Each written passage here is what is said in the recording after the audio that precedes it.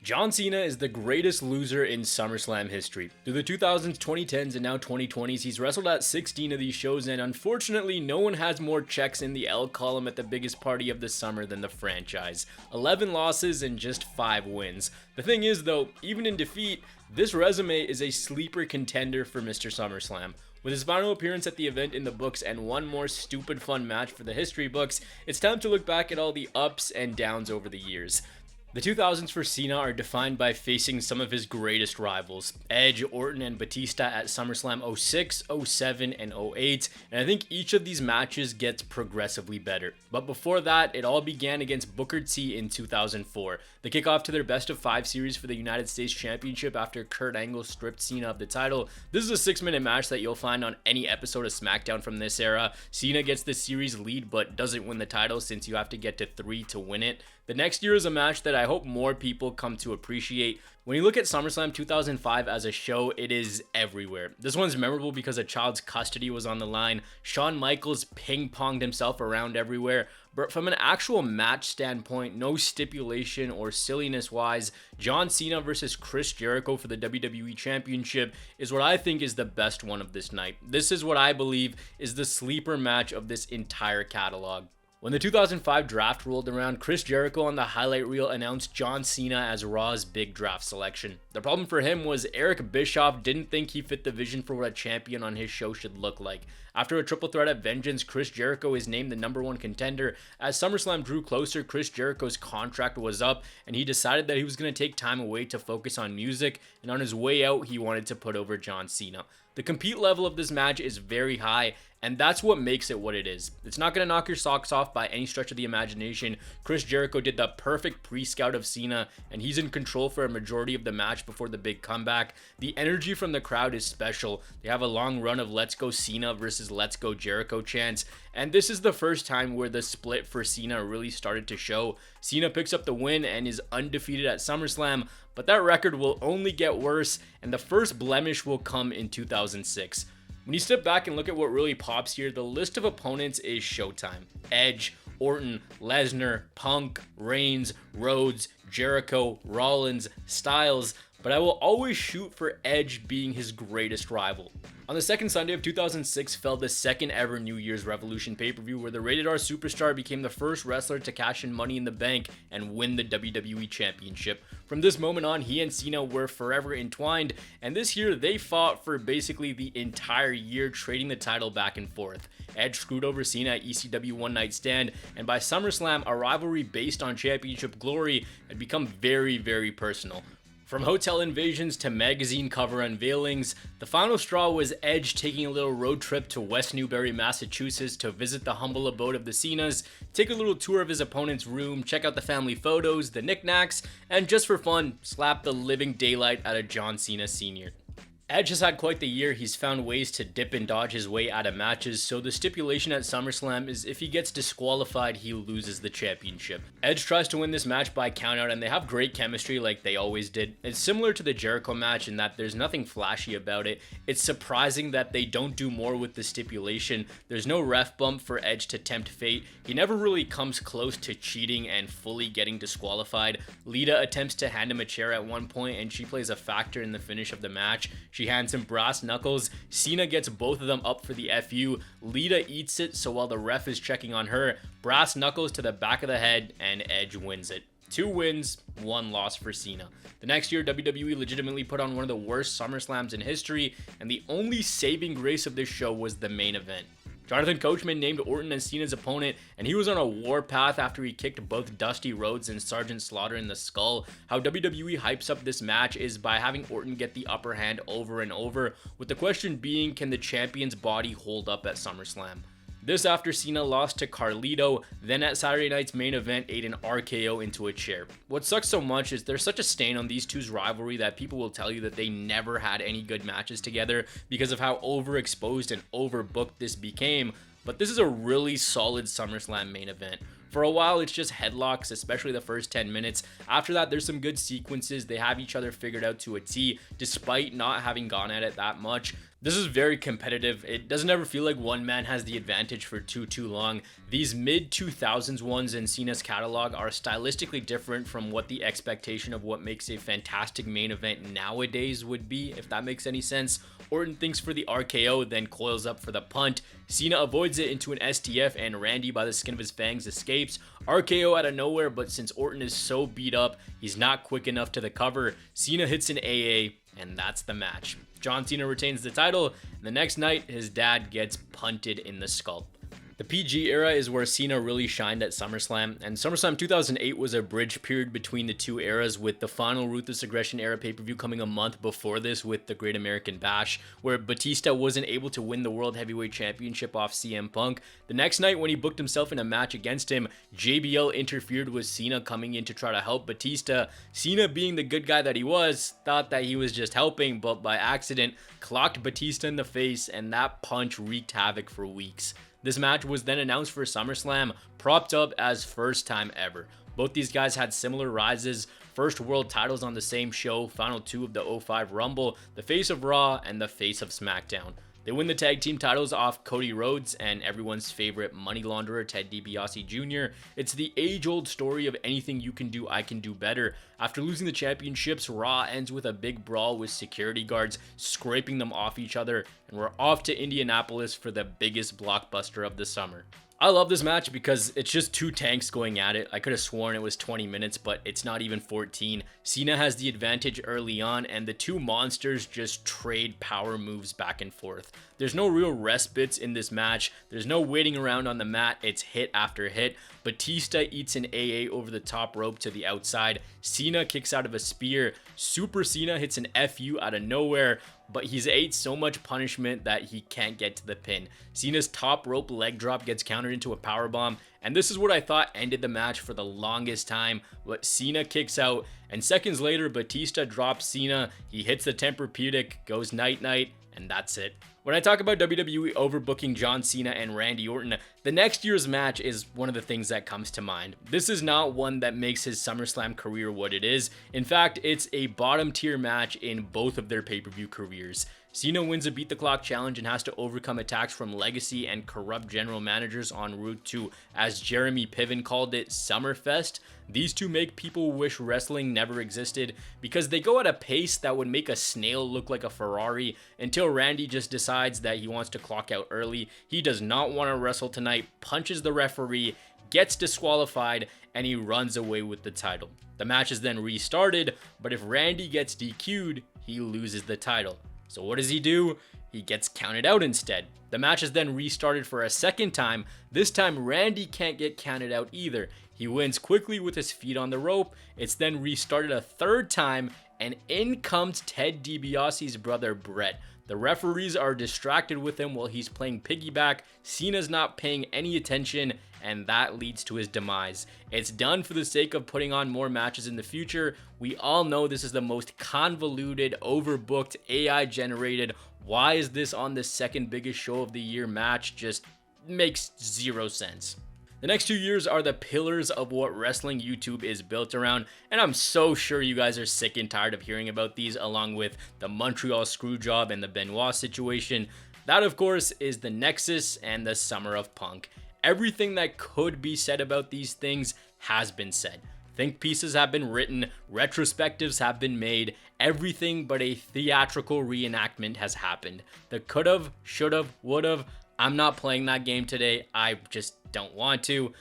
It's been covered so many times that I'm sure a lot of you guys are just sick and tired of it. The Nexus debut on the Viewer's Choice episode of Raw, giving us the visual of a lifetime, making it look like a tornado ran through ringside, inside ripped, outside ripped, the commentators are ripped, everything is ripped. It's the cast of the first season of NXT making a statement and making everyone's life hell, and it didn't matter if you were a GM, the owner of the company, whatever it was unity between them against the common goal to take down and take over WWE. Now everyone has to come together and form Team WWE to take them down. So it's Edge, Chris Jericho, Bret Hart, John Morrison, R-Truth, John Cena is the captain, and the group is rounded out by Great Khali, who was written out of the match. So heading into SummerSlam, the question is who's number 7?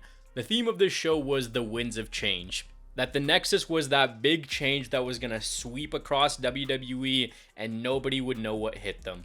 The Miz is teased for the longest time as being the final member, only for it to be his NXT rookie, Daniel Bryan. First off, look at how giddy Edge is to be teaming up with Bret Hart here. He is fanboying beyond belief. Cena teams up with 3 guys he takes on during his SummerSlam career. 7-on-7, everyone takes a man and goes for a dance. Bryan starts off the match for Team WWE and it's Darren Young for the Nexus. Michael Cole just pretends he has zero idea who this guy is. He's like, this guy's a 10-year veteran of the minor leagues who's wrestled on multiple continents around the world. This is the peak of Cole's Miz Moaner. This is when Michael Cole wishes he was Michael Mizanin the second. Yes, Miz retains the title! Miz retains the title! Miz did it! Miz did it! Miz did it! Yeah! WWE goes up too early and quickly Skip Sheffield makes it 5-on-5. This match is really slow at points. It doesn't ever feel like there's a big tension point. We've seen WWE execute elimination matches way better than this, to the point where this almost feels phoned in. It's just fine. It's a fine match. Cena isn't allowed to enter the match and he desperately wants to get in here. Edge tags in Jericho, who takes out Otunga, so it's 4-3. Slater takes out Jericho and Edge, so now it's 3-2 Nexus. And Edge for fun spears Cena because, don't forget, he hates this man. It's Bryan and Cena left for Team WWE. Cena gets beaten down for a very, very long time. Bryan comes in, cleans house, and it's 2-2. Miz comes down, takes out Bryan from behind, so now it's 2-on-1. John Cena is WWE's last and only hope. So what happens? Wade Barrett gives John Cena a DDT to the exposed floor with the padding ripped off. Cena then moves out of the way of a 450. Seconds later, the STF to Barrett. Gabriel's gone. Wade Barrett, see you later. John Cena overcomes a 2-1 deficit to close the night out on top. From my perspective, there's nothing that exciting that takes place in this one. Like I said, not doing the whole coulda, shoulda, woulda. If you stop here and look at the resume, it's solid. It's got some great matches with Batista, Chris Jericho, Edge, and Randy Orton. But post 2010 is what takes this one to a different level. Of course, it begins in the summer of Punk against CM Punk. In an era where they were just getting by with week-to-week television and there wasn't a whole lot to sink your teeth into, John Cena and CM Punk had instant chemistry and they gave us one of the most legendary rivalries of all time. After the pipe bomb, a public contract negotiation on Raw, and the stakes at an all-time high, we got to Chicago for Money in the Bank, where CM Punk and John Cena delivered a classic for the ages. The venue, the fans, the dynamic, it was the perfect drama curve, and everything was as fairy tale as can be. The night after Punk quote-unquote left the WWE with the company's top prize, our tournament was set up to crown the new WWE champion, with the finals taking place the following week. The night after Money in the Bank was when John Cena was supposed to be fired, only for Triple H to tell Vince that he's the one who's been relieved of his duties. The next week, Rey Mysterio wins the WWE Championship to start the show and then loses the championship to end the show to John Cena. Then, Cult of Personality hits and we have ourselves a problem. 2 WWE champions. We all knew where this was headed, SummerSlam, to determine who was the true WWE champion. Triple H said that he re-signed CM Punk because it was best for business, and things became very personal between these two. John Laurinaitis spawned into this storyline at Money in the Bank and said that Cena should be stripped of the title. That didn't happen, and instead it was made WWE champion versus WWE champion. Triple H would be the special guest referee to ensure that there was zero funny business. This was followed by a contract signing where both guys had their titles on the table. They threw bombs at each other back and forth, and there's so many questions going in. What factor would Triple H play in this? Would we possibly have a double turn? Would something unexpected happen? And what would the fallout look like come Monday? We get to the Staples Center in Los Angeles, and things were never going to match up to Money in the Bank. It's just such a high bar, but these two give us one of the best SummerSlam main events in the show's lineage. Both these guys have admitted that they're wrestling soulmates, and here you can see exactly why. During Cena's comeback sequence during his second shoulder tackle, Punk hits him with a high knee to the face, but when Punk goes for the knee in the corner, Cena has that scouted. Then when Cena goes for the shoulder blocks again, that's caught too, and anything Cena throws at Punk, he's got scouted. He gives him that false sense of hope that he's got him, and right when that final move of the sequence is about to hit, he counters it and swings the match back in his favor. Both these guys know each other like no one else. There's some very good sequences in this match, especially during the middle portions where they counter each other's submissions. Everything is broken or countered. Eventually, they're so tired and beat into a powder that when Punk hits a dive to the outside, he takes out himself and John Cena. Triple H doesn't allow for the double countout to be the decider and brings both men in on 9. The second half of this match comes once they come back into the ring. Cena picks off Punk when he flies high into an STF and he barely survives. Cena gets the first finisher of the match and Punk kicks out. Deep into this match, Cena crashes and burns from the leg drop. GTS to the mush, but this is not over just yet. Both guys have kicked out of each other's finisher. They've countered submissions. They've taken some hard bumps in this one. Elbow to the heart of Cena, but he's still got just a little more left. A second go to sleep puts him down, but his foot is clearly on the bottom rope. Triple H calls for the bell, and despite that, CM Punk is the undisputed WWE champion. And then down careens Kevin Nash to screw over Punk. Alberto Del Rio comes out, cashes in the Money in the Bank, and he is the champion to close out the show. CM Punk didn't walk out of SummerSlam as champion, but they retconned this later in the year, and coming into the SummerSlam next year, he was in the middle of his 434-day championship reign and had just turned heel. That happened on Raw 1000, the same night John Cena cashed in his Money in the Bank and became the first person to fail after he gave Punk plenty of time to game plan. Heading into SummerSlam, it felt like they didn't want to do Punk and Cena for a second straight year. That seemed a little bit too big, especially when Triple H and Brock Lesnar were going to headline the show. Instead, they added in the Big Show to the match, and this one is just a 12-minute triple threat match, and half of it is just Big Show kicking both their asses, chop, splash, spear, big bomb booming around everywhere. I don't know, why don't you two idiots work together, put him through an announce table, bury him backstage, do something. But middle match, John and not yet old man Punk lock in both their submissions on Big Show at the same time. He taps out and both these dummies think that they've won the match. Out comes AJ to restart the match. They both eat choke slams. Cena hits Big Show with an AA. Punk steals the pin. And yeah, that is the match. Imagine if they just did Punk and Cena in a 2 out of 3 falls match, maybe Extreme Rules, maybe so no one interferes, Hell in a Cell. They had so much chemistry. Imagine if they had another back-to-back banger. That would have been crazy. SummerSlam 2012 doesn't have a show-stealing match. 2013 has 2 though. Cena is coming off beating The Rock and he chooses Bryan as his opponent who the crowd is in love with. In storyline, the higher-ups, not so much. He's put into gauntlet matches and asked to undergo a corporate makeover because the authority thinks that he just doesn't have the look of what a WWE champion should be.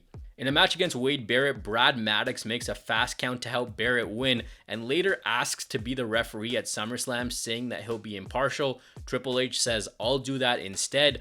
On the final Raw before SummerSlam, the 2 men in the match are guests on Miz TV. Cena's shirt is copied by Daniel Bryan and he tells Cena it's a parody, just like he's a parody of wrestling. The champ answering back with he's not a parody, going on to tell Daniel that he's gone around the world and beaten the biggest names. Please think I'm a joke. Please think I'm a parody. Please think I'm gonna waltz into Los Angeles on Sunday just a shell of a man who's a t-shirt, a set of wristbands, an off-the-rack set of cargos, and a beat-up set of Pumas. Please think that about me. Bryan tells John about a custom he learned in Japan, slapping someone right in the face to light a spark so they'd bring everything they had to the fight. But he doesn't believe that Cena was worthy of that slap to the face because, quote, "You're not a wrestler and you don't deserve it." Cena decided he was going to slap Bryan instead. Out comes Triple H to play mediator, and to cap off is the looming threat of Randy Orton and the Money in the Bank contract.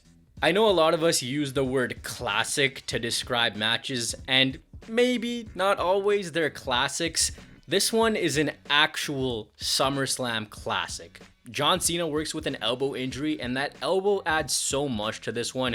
He's going in wounded, and early on there's a big target on that body part. It's picked apart, thrown into steel steps with Bryan eating a suplex from those same steps. The elbow's such a weirdly good element of this match because you can see it. It's the size of a golf ball underneath that sleeve. Cena in this match does not try to be anything he's not. His bread and butter is the power game, the strength advantage he has over Bryan. But when Bryan has rallies, Cena lets him land enough offense to get the crowd into an absolute frenzy. His speed and agility meshes perfectly with Cena. Bryan escapes an AA attempt and flies high with a missile dropkick. His idea is to just chop down the tree with kicks over and over. And hey, why not lock in the STF? Just do not let him get up. Keep him grounded by hook or by crook. Anything, and the crowd loves everything he does. He kicks out of an attitude adjustment. One guy flies high, so does the other. There's just so much in this match that makes it a classic SummerSlam main event. By the end, they're both torn to shreds. They use each other to get up. And when they do is when you get an amazing piece of storytelling dating back to Monday, where Bryan refused to fire back at Cena after the slap. Once they get themselves up, Cena slaps first, and this time maybe Bryan sees that Cena is a wrestler after all, and they go slap for slap for slap for slap. But in the end, Daniel Bryan with a knee to the face becomes the new WWE champion. And after this, Bryan meet the 2003 Thighs pedigree, Randy Orton cashes in the Money in the Bank, wins the WWE Championship, and the Authority storyline was in full swing. This is such a fun genre of John Cena matches against the more nimble competitors, AJ Styles, Daniel Bryan, and Seth Rollins. Next up is a different genre than all three of those matches, the SummerSlam slaughtering. 2014 show was sold with the tagline, the biggest fight of the summer. With the tagline that big and John Cena and Brock Lesnar going at it one-on-one, given what happened 2 years before this at Extreme Rules, you knew that they could live up to that tagline. What you didn't expect is John Cena being systematically picked apart limb for limb like we've never seen before. Seconds in, the rally is all for naught. Brock hits the F5, but Cena kicks out, then it's suplex after suplex after suplex. Brock plays with his food, he pokes the bear, but the bear has nothing. In a vacuum, this has its own beauty to it, because when are you ever going to see one of the most dominant wrestlers 90-10 in a match? This myth, who can beat anyone on any given night, always has just a little bit more in the tank than the other guy, except for tonight. It's there in short bursts, like when Cena hits an attitude adjustment minutes before meeting his demise, but for the most part, he's beanbagged back and forth. After Cena hits his best shot, Brock laughs at him, and the storytelling from the champion is so good because he's got this dazed, just, what do I have to do look on his face. He's the one who just hit his finisher, but he's the last one to get to his feet. This eerie feeling takes over the arena, and you're waiting for John Cena to fight back, but he's broken down into a powder. This one little kid is heard chanting "Let's go Cena" while a hush takes over the Staples Center. That kid in his heart of hearts knows that even though the threat is great, he'll still be able to overcome the odds and win. After all, the towel in his entrance literally says never give up.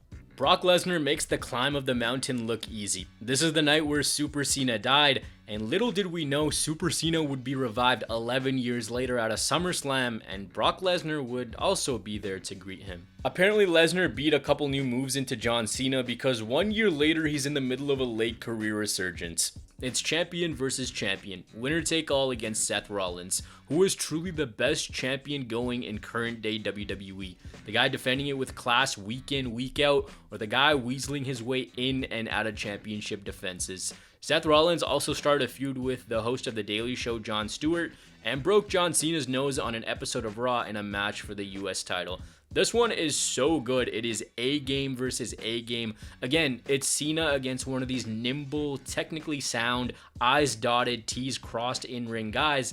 To combat that, he has to rely on his strength that he has over Rollins. If he gets the speed game going, he's in danger. When Seth hits a hat trick of high-flying moves to the outside, Cena finds himself on the defensive. The speed blitz is hot and heavy from Rollins. Even when it looks like the US champ is about to get something going, it's a slip out or simple reversal. Cena then counters aerial offense with aerial offense, eventually getting the first big finisher of the match. Rollins is then seeing red, only for him to take control and show off his power game, hit an attitude adjustment for a 2. There's some awesome sequences in this one. In the closing moments, Cena goes for the figure 4 because he's 1 away from tying 16. Rollins crashes and burns, Cena goes for an AA, and during the attempt, the ref goes down. And here's where a SummerSlam classic is tainted by a screwy finish. The ref is out, Jon Stewart comes down and hits the pump fake. As we know, when Rollins and a chair are involved, it's usually in his favor. Pedigree, and Seth Rollins is the first ever wrestler to hold the US and WWE Championship at the same time.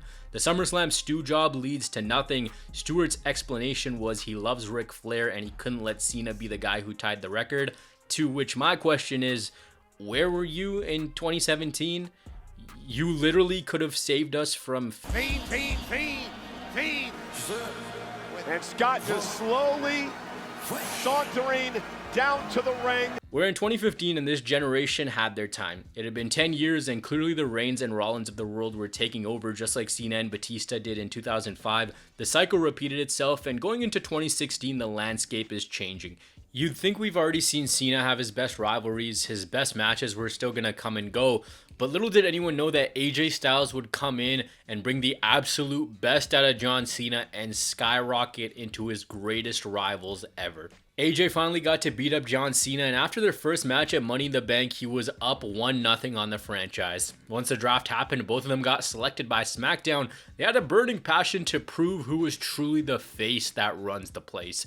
Both of them failed to become the #1 contender to the WWE Championship, and AJ wanted to prove that Cena was nothing more than a fraud, with Cena saying that WWE will always be his home. He'll never leave, and this is all that he has. Meanwhile, AJ has proved that if it doesn't work, he'll pick up shop and move somewhere else. These two put on a clinic for the ages. It's such a good match. It's a SummerSlam hit. Being so different in the way they wrestle and what they can and can't do is what makes this rivalry and match what it is. They both kick out of each other's finishers the first time around. AJ crashes and burns on the springboard 450 attempt. Cena is pulling out code reds. Still, again, when AJ goes for a springboard, it's caught into an STF. You hit a submission, I hit a submission. You want to show off your reversal skills, I'll do the same. Phenomenal forearm after countering the super AA. Just a little while later, Cena hits an avalanche AA anyways after AJ is scrambling out of the move.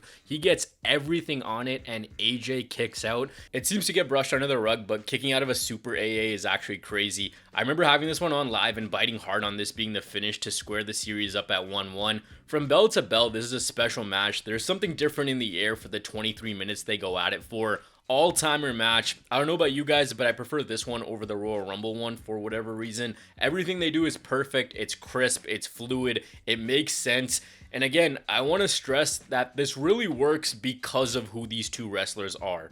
It's perfectly put together, and again, during SummerSlam's biggest matches, John Cena rises to the occasion, but he loses. When Cena has AJ up for an attitude adjustment, he slips out right into a Styles clash, but he knows he's got to go for the kill shot. A phenomenal forearm right after gets the job done, and these two steal the show in one of SummerSlam's greatest hits. Now begins this weird side quest era in Cena's career. In 2017, he opens up the show against Baron Corbin. I understand the baggage, if you will, that's attached to Corbin and how opinions on him have flipped, especially after he was overexposed during the Raw from Hell era and they made him retire Kurt Angle. But don't forget, this was a wrestler that fans had high hopes for once upon a time.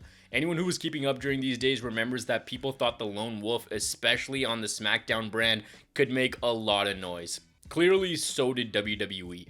In the summer of 2017, he's holding the Money in the Bank contract after winning the Andre the Giant Memorial Battle Royal last year. He cashes in on Jinder Mahal, who's the WWE champion. Cena costs him the title, and so at SummerSlam, we get a match just to get John Cena on the card. There's nothing more to it, there's nothing less to it. For the final time in his SummerSlam career, and for only the 5th time ever, John Cena comes out on the winning side. He didn't wrestle at the show in 2018, 2019, or 2020, but the chapter closes with two of the faces of current-day WWE. 2021 was labeled the Summer of Cena, and that kicked off at Money in the Bank in the return heard around the world. The face of the company then versus the face of the company now. Cena came back to acknowledge your tribal chief and step up to win number 17. Reigns at the absolute peak of his title reign, killing legends, sending everyone's favorite wrestler packing. You know the deal. The story wrote itself, especially after their history dating back to 2017, where this happened. It's called a promo, kid. Shut your mouth, if you want to John. be the big dog, you're going to have to learn how to do it, so go ahead. Now things were a lot different. However, sometimes in stories, things that don't need to be included are added for the sake of putting in more material. Roman related Cena's act to missionary position and said no to his challenge. Finn Balor then challenged Reigns to a match which he said yes to. Then when those two were supposed to sign the contract, John Cena puts his name on the dotted line, and for some odd reason, this is the direction they choose to put the guy that their lead commentator literally calls the GOAT. He's a good guy who just stole a title match from Finn Balor, and you're supposed to cheer him. Strange approach, but it's done to keep Finn in the mix after his main roster return. We also got the 1-2-3 promo where Cena talks about the history of Roman's push and how he was protected by the system, but no one could protect him anymore. This was followed by a Dean Ambrose name drop and CM Punk barricade kiss reference. The night before the show, a stipulation is added where if Roman loses, he leaves WWE, which took a lot of the drama out of things knowing what we know. Then again, strange things happening on the SmackDown before SummerSlam will continue to happen. Las Vegas and Allegiant Stadium is the setting for this one. Speaking from personal experience, there was a really good vibe that night in the stadium. This match is built sheerly on star power. The first half of the match is real slow. Cena is going for roll-ups, trying to prove that he did in fact need 3 seconds to get the win, while Roman is slowing down the pace, trash-talking the fans, trash-talking his opponent, slinging Cena around. For the first half of this match, it's Cena only going for the quick win. They then build to a triple threat of attitude adjustments, each of them more brutal than the last, and Roman kicks out of each and every one. A normal one, an announce table one, and an avalanche one. Cena then tells Roman, "Your time is up, my time is now," does the ooh-ah, and a few seconds later, 2 Superman punches and a spear, and that's your match. Roman Reigns retains with 1 spear, 5-10 for John Cena at SummerSlam. We also have to talk about the Super Mario 3 parody shirt that Cena comes out wearing. I remember this weekend in Vegas, you could not find the green tee that he was wearing in the build in most places. I'm certain that if they put this one on sale, it would have sold like no tomorrow. The front design is killer. I think the back with all the titles 8-bit style makes it even cooler, but only 37 people in the world have the authentic version despite knockoffs being sold. WWE was trying to get into the NFT game in 2021, so they number these to 500, and you could only get a shirt if you purchased the entire kit. You can make a very valid argument that this was the best Cena shirt in years. At the Philadelphia Fan Expo in 2025, Cena said that WWE said that they should sell the shirt on its own, but he put his foot down to respect the people who actually bought it. He said that they only sold 15, so the number is either 37 or 15. No one really knows. Fast forward 4 years and John Cena is in his farewell tour and the unthinkable happens. He sells his soul, turns heel, and eventually wins a record-breaking 17th World Championship at WrestleMania in a very anticlimactic way.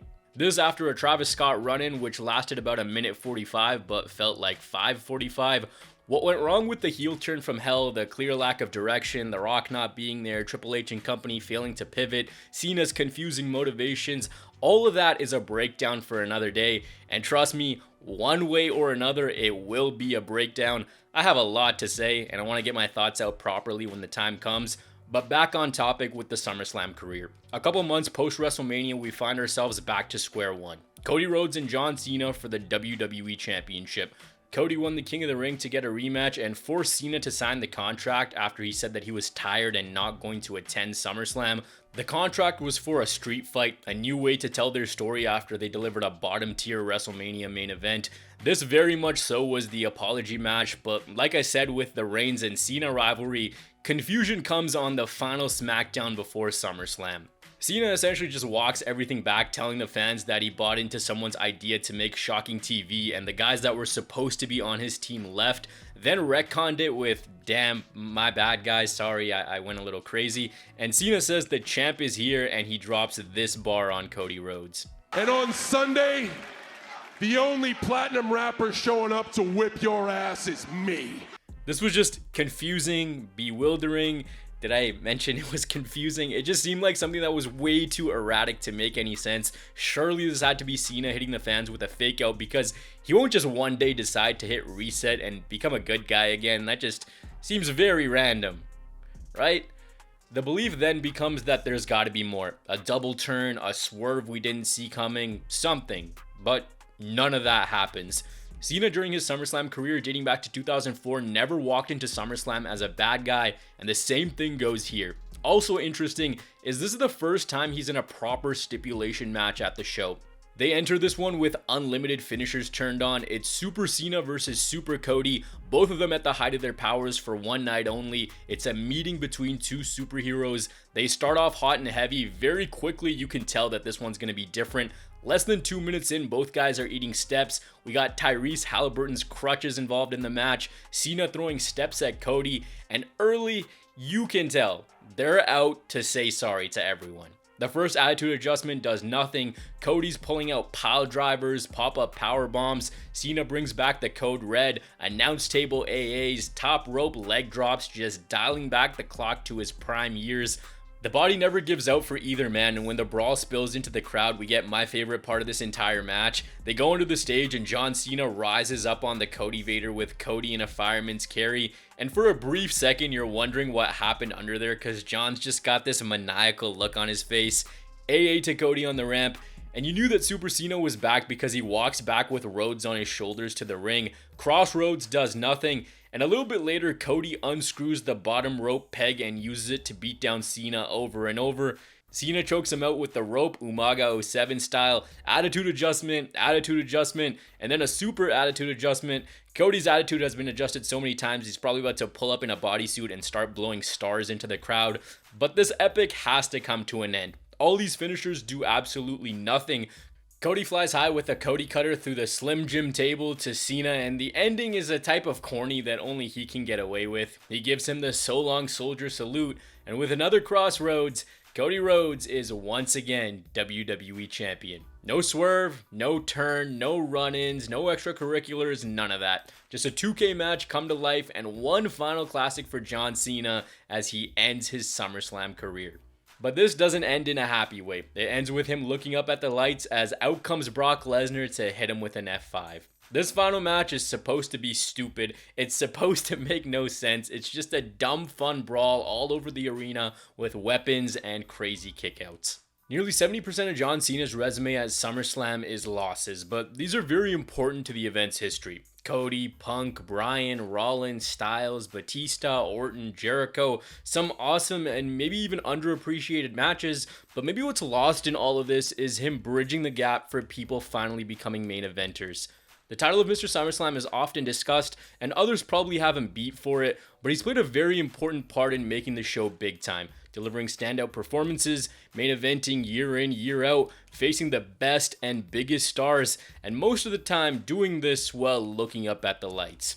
And that's what makes John Cena SummerSlam's greatest loser.